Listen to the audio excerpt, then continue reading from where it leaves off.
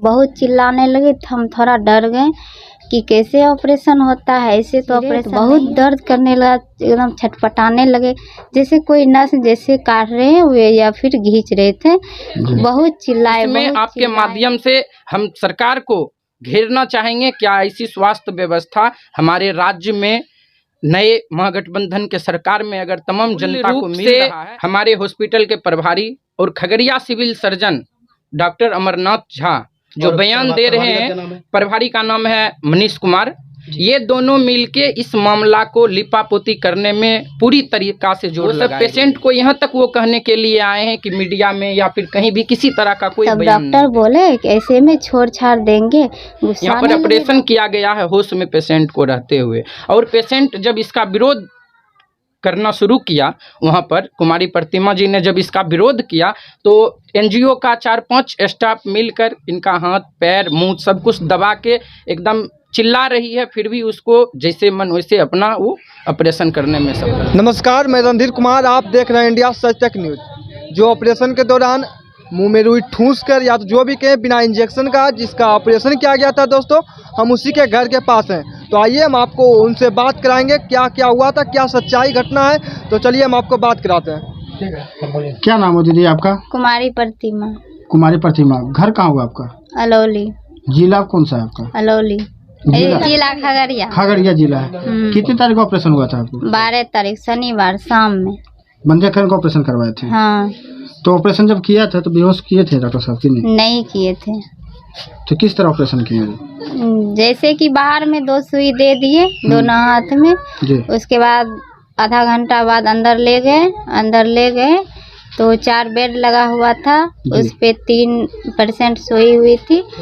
एक मेरे को सुला दिए, एगो को टाका लग रहा था, एगो को ऑपरेशन स्टार्ट मतलब होता। जैसे देखिए वो थोड़ा सा चीरे ना तो वो लेडीज चिल्लाने लगी, बहुत चिल्लाने लगी तो हम थोड़ा डर गए कि कैसे ऑपरेशन होता है। ऐसे तो ऑपरेशन नहीं होता है।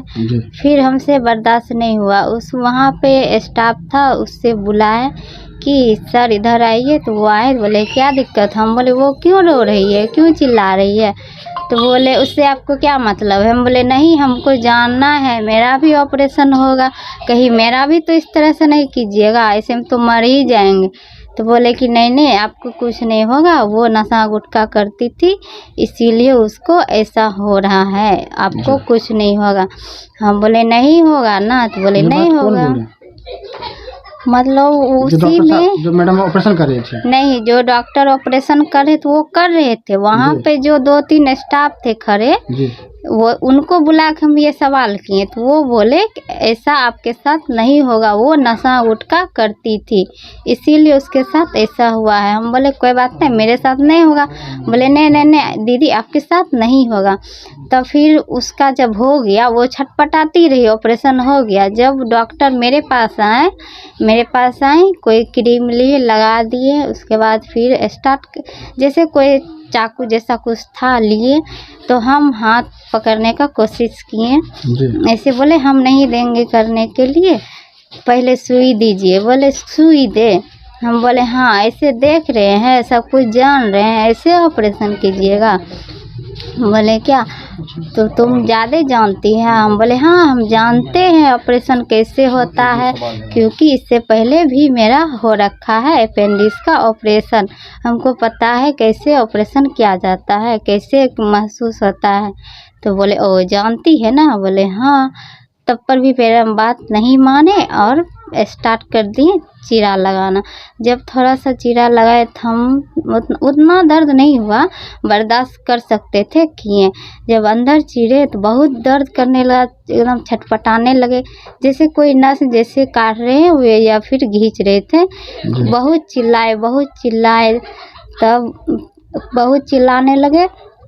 तब डॉक्टर बोले कि ऐसे में छोड़ छाड़ देंगे, गुस्साने लगे डॉक्टर।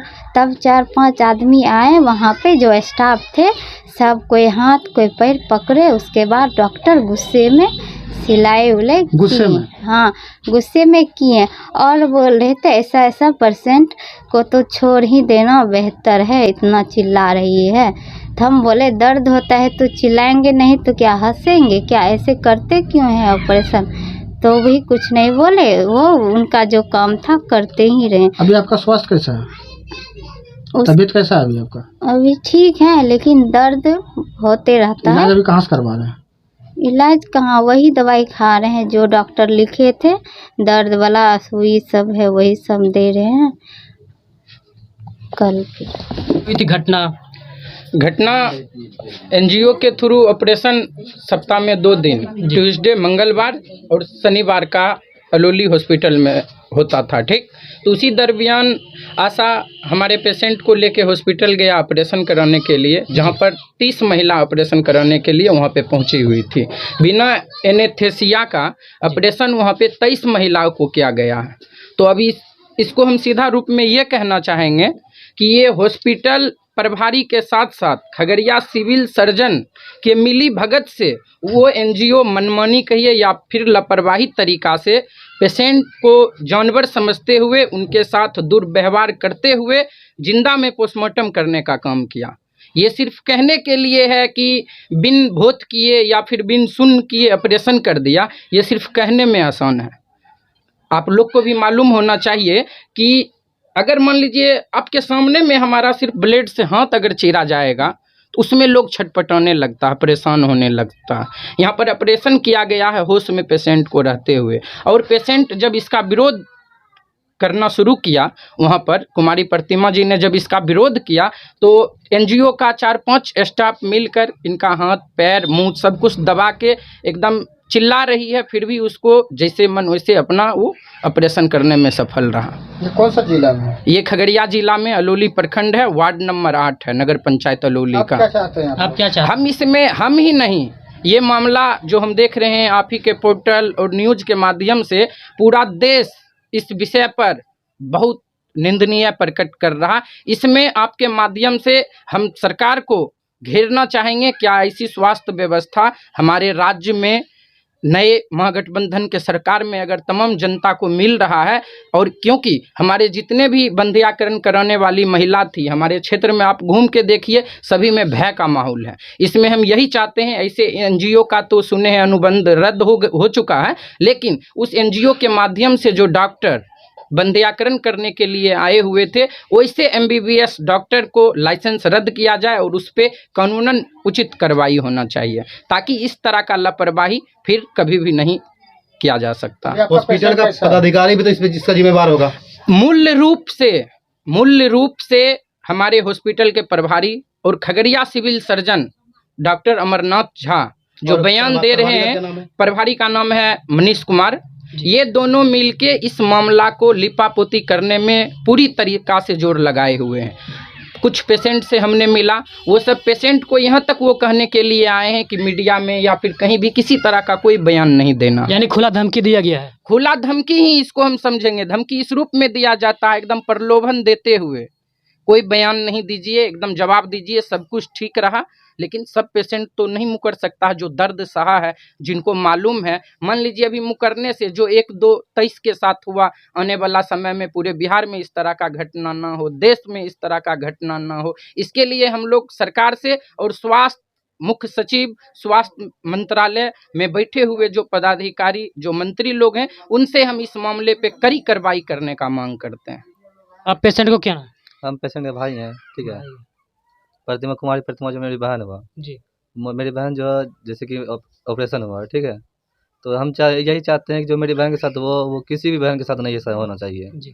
चाहे कोई भी हो, ऐसा नहीं करना, वैसा व्यवहार नहीं करना चाहिए।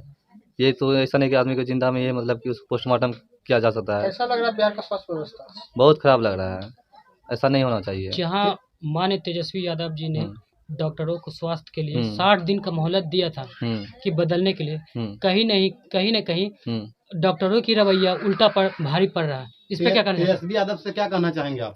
तेजस्वी यादव से कहना चाहिए अपना जो स्वास्थ्य विभाग में जो लापरवाही हो रही है उस पर कार्रवाई किया जाए, फिर ऐसा दोबारा नहीं होना चाहिए। लापरवाही हो रही है, खुलेआम पोस्टमार्टम हो रहा है।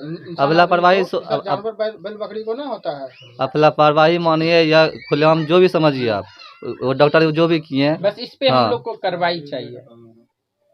अच्छा, ये घटना कितने बजे और किस दिन हुआ था? ये घटना हुआ 12 तारीख को। 12 तारीख, हाँ, शाम में हुआ 5 बजे जी। कितने लोगों का ऑपरेशन हुआ था सर? उस 23 लोग का हुआ, 30 लोगों का उसमें नाम रजिस्टर्ड था जो सभी को होना था, और सब नहीं आए। और उसमें 23 वहाँ पे प्रेजेंट हुई, जो सबको एकदम बिन बेहोशी का ही ऑपरेशन किया गया। और पूरी तरह से सिविल सर्जन इस मामले को रफा दफा करने के चक्कर में लगे हुए कहीं न कहीं नीपा पोती का मामला पूरा किया गया। जी बिल्कुल पूरा किया जा रहा है। आज सिविल सर्जन को फाइनली रिपोर्ट सौंपना है डीएम साहब को। डीएम साहब सौंपेंगे मुख्य सचिव को स्वास्थ्य विभाग के। इसलिए सोच लीजिए क्षेत्र में सिविल सर्जन का दौरा एकदम पड़ा हुआ है। इसी तरह अगर वो एक्टिव रहते तो इस तरह का मामला सामने नहीं आता। तो खुलेआम पोस्टमार्टम जिंदा में किया जा रहा है। जी बिल्कुल। ठीक है, धन्यवाद दीदी। जी धन्यवाद।